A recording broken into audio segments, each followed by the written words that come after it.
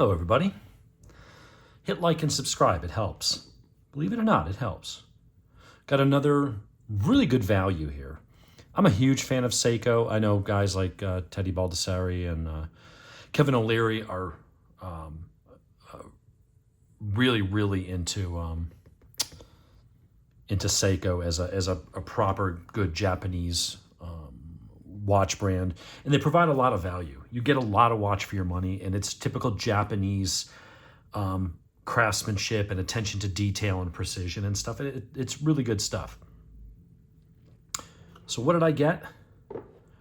I got it's called a PADI, P-A-D-I. I think it has to do with the Dive Association or something like that. The model number is an SNE549. It's part of their new Prospects line, Prospex. I'll put a link to this. It's a 43.5 mil stainless steel, and it is a really nice watch. It provides a lot of value. I've already gone ahead and resized it. We'll talk about the band in a minute and what that was like sizing it. What it is a 43.5 millimeter dive watch with a unidirectional bezel. Decent clicks, not super loud, but it's nice. It's not as big pronounced clicks. It's like small tighter clicks, but it will it prevents it from getting easily knocked around. It's a nice click. It has a screw down crown, 200 meter water resistance. It is a screw down back. And instead of it being quartz, what we have here, well, it is quartz, but it's a solar. And that's what I really like about it. I am a huge fan of solars, whether it be the G-Shocks, whether it be my Citizen Pro Diver or Pro Diver. This has their Eco Drive system. That's a chronograph. I like not having to charge it, or I like not having to change batteries. And the problem I have, I've got some nice automatic watches. In fact, this is one right here, a Kano. I would say nice. It's a decent watch, not an overly expensive one, only about $180. But I do prefer quartz unless I go get a bunch of watch winders. The problem is if you don't wear the watch every day, the power reserve runs out, and you're constantly having to wind it up, change the date, change the day, change the time every time you go to wear it. And you're like, oh, it's been a day and a half. Shit, I got to reset the watch. So it is nice to have that. Now, the downside is that, maybe they're not as interesting because they don't have an open movement, an open case on the back to see the movement and stuff. And the purists tend to like the mechanicals for the joy of the mechanical. And I get all that. And I think if I just had one or two watches, I probably would just have automatics. They're self-winding. When you walk around, the thing automatically winds itself just from moving and stuff. And you do have to have them serviced every so many years, and at some point you'll have to have a basic service where they just clean it out, and then they might have to do where they replace the spring and stuff. So there is that upkeep with an automatic. And on the other side, you have quartz. And those are okay. They're great. They keep good time. They're more accurate typically than a automatic. And every 2 to 3 years, depending on the watch, you got to go ahead and crack it open on the back and swap battery, which is not a big deal. I can do that myself. But what if you tear the little rubber seal without seeing it, or you got cross thread it? There is the inherent danger of every time you have to open the watch, you might compromise the water tightness. In a watch that's only water resistant to 100 meters, like these two, that's 200, that's 200, this is 200. Maybe you compromise it without realizing it. Whereas if you were going and having a nicer watch serviced at a dealer, they're gonna check it. They're gonna make sure it's done right. So both have their pros and cons. What I like about this and why I got this was it was just under $300, and for a Seiko, that's a nice price range. You can get a good watch for $300. I think it was $285. What I like about it, solar powered. So this thing can sit in a drawer with no sunlight for like 10 months. So you have like a 42-hour power reserve. Some Tissot's have an 80 power reserve because I think they have dual springs in them. So there's that much more energy it can store, which is only 3 days. You can go months without exposing it to light. And even if the battery does go dead, It's a rechargeable cell, whether they use a lithium cell or capacitor, whatever it is, there's a rechargeable cell in there that every 15 to 20 years you might have to replace. And I don't know, maybe it costs a little more, but whatever. Every decade and a half to 2 decades, you have to take this to a jeweler and have them crack it open and put a new solar cell in it. Not a big deal. Every time you're out in the sunlight, now obviously sunlight will charge it faster, but you can charge this with a flashlight. So unless you are in the complete dark for the better part of a year with no light source, you're literally stumbling around in the dark, you just set it and forget it. You never have to worry about it. I like that. I like that a lot. I do like that it has the kind of the Cyclops eye over your date. It's a nice, decent movement. It's a nice band. They are solid links. It fits on the wrist really nice. It is a stamped clasp rather than milled. Does have the safety on it. It also does have the extension for a wetsuit, although I just like the dive style and don't go scuba diving.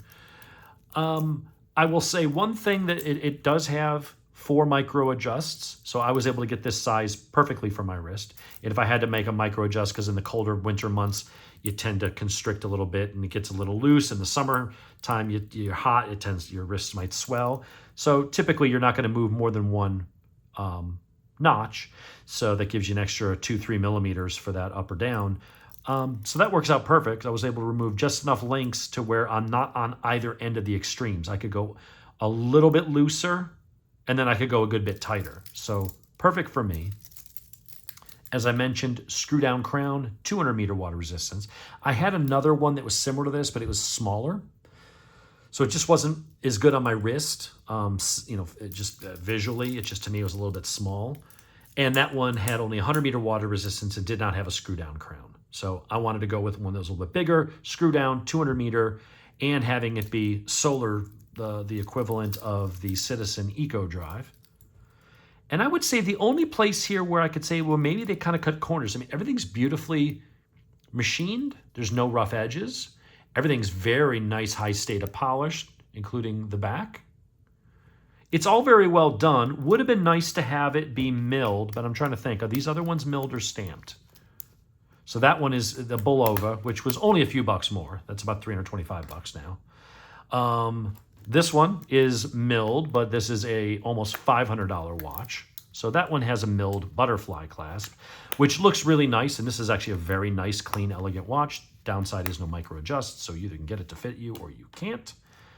But when I look at the Citizen, that is a nice milled clasp. And the micro adjusts here don't require tools. So that's probably the biggest difference. This is a $420 watch. So this watch costs $140-ish more than that. So it is a step up. And what do you get for your money? Well, this one's a chronograph. So you're already getting, that's already going to cost you. They're roughly the same size. This might be 0.5 millimeter bigger, although it looks a little larger than that, but I think that's just because of the extra buttons. It just makes it look bigger. The biggest difference on this is going to be the band. If they cut corners on anything, I feel like maybe the band, but it's not a bad band. But when you compare it to the Citizen that has a 2-tone, it has the milled clasp and your micro adjust. You push in those buttons and you can micro adjust it. So what they did was on a lot of watches, this one has the ability to expand, for your, supposedly wearing a wetsuit. I forget what it was. It's kind of funky the way you twist it off, whatever. I'm not going to dick around with it now.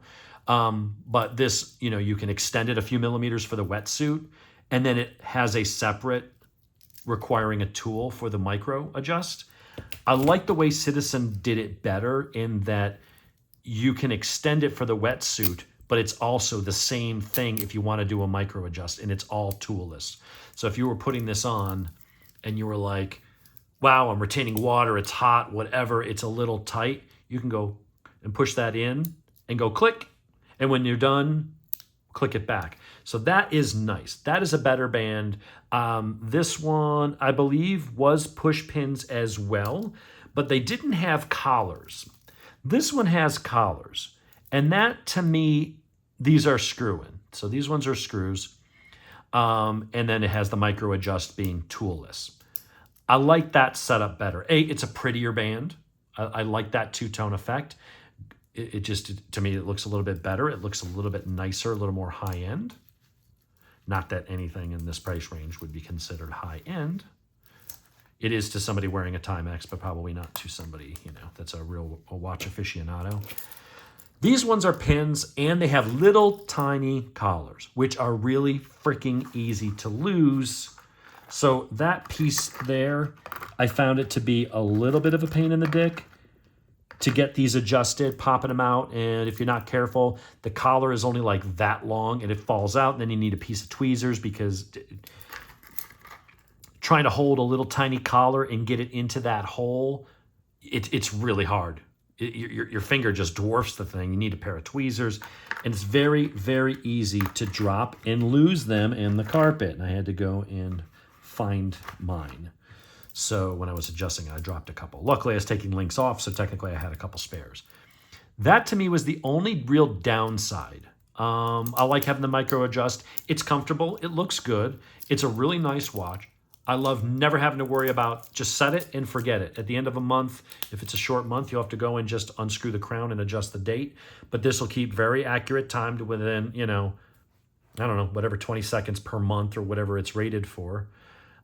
It's just the right size, 43.5. That fits in my range of 42 is really starting to get small, but 44-ish is kind of where I want to be at. So that's right there smack dab in the middle. You go over 45, then it's a bit like a boat anchor. So it's right in that sweet spot. But for under $300, you can get a good, proper Japanese name with a decent Japanese Seiko warranty. You can get Seiko serviced at almost any place. I mean, you go to any decent jewelry store, if they don't carry Seiko, they can probably certainly work on it. So that shouldn't be a problem. And I love the fact that you don't have to worry about having it serviced every few years, and you're not constantly having to wind the thing up if you haven't worn it in a couple days because you're wearing something else in your collection. But then you don't have to worry about every 2 or 3 years. The time you do go to it, oh shit, the battery's dead. And hopefully you have that particular battery because you have 5 different watches, you might have 5 different batteries. So I really like that. And I think going forward as I get some watch, there's going to be some watches where I want an Omega. I'm going to want a Tudor. And I don't know if they do the solar thing, right? So once you get up the food chain, it may be automatic is your only real option. And I'll probably have to get nice watch winders for those just to make sure that they're always topped off where they need to be. But it is nice to have a good quality watch that you can just throw on and you literally just set it and forget it. And the fact that I won't have to change a battery on either of these, or the G-Shocks for that matter, until the year like 2040 or something. Like, that's really cool. That's nice peace of mind. To me, I like it. It's a really good watch. I would say the Citizen is nicer. It's a little fancier, but also I think this is a little cleaner. It's just simple, markers for the hours. The lume on this, Seiko tends to have okay lume. They tend to be fairly decent. Fairly bright. Don't know how long it'll last. That's not usually a concern for me, but it's certainly bright. I'm in a very well-lit room right here. But that is the Seiko SNE549 Prospects. They do have, I think, a couple, I don't know if they have any configurations of this one. They have some others that are similar to this in different colors and things, but that model number, I believe, is unique to this particular watch. I will put a link in the description, but for all in for $300, and that was with shipping, or sales tax or whatever. With Amazon, I get free shipping. So for just under $300 to get a nice quality watch that you don't have to worry about ever really doing anything with, that's awesome. So I like it a lot. I like this one better. I would love to find one in a red. They just don't make it. This is an Orient, which is made by the same company as Seiko. And I really love the look of this one. And it's got a very similar setup. They are both, owned by the same company, even though they kind of do their own thing. They clearly do borrow from each other a little bit. You'll notice some similarities. The finish is different and stuff, but it's got a very similar look and feel to it. I would love to have one of those in red with the solar, but they just don't make it. So if you want to save a few bucks, you can go down to $175 and get that one. And then you will have an automatic. That one doesn't have the see-through back, though, unfortunately. So there you have it. Do I like it better than these other ones? I mean, I like the fact, I mean, I think this one's a better looking watch, certainly. This one's also probably a little bit more accurate because it's got that 266 kilohertz, whatever crystal, which is accurate to like 10 seconds a year. And this is a neat watch, and I think this is certainly a prettier watch. But, you know, no screw down crown, only 100-meter water resistance. Might be okay for most people. I do jump in the pool and stuff, and that impact of the water, I'd like having the screw down crown and the extra water resistance. It's just peace of mind. But this one, again, battery. Have to change the battery every couple of years. Same thing with the Victorinox. Beautiful watch. Excellent quality. Definitely going to have to change the battery every few years. So when you can go solar, that's my recommendation.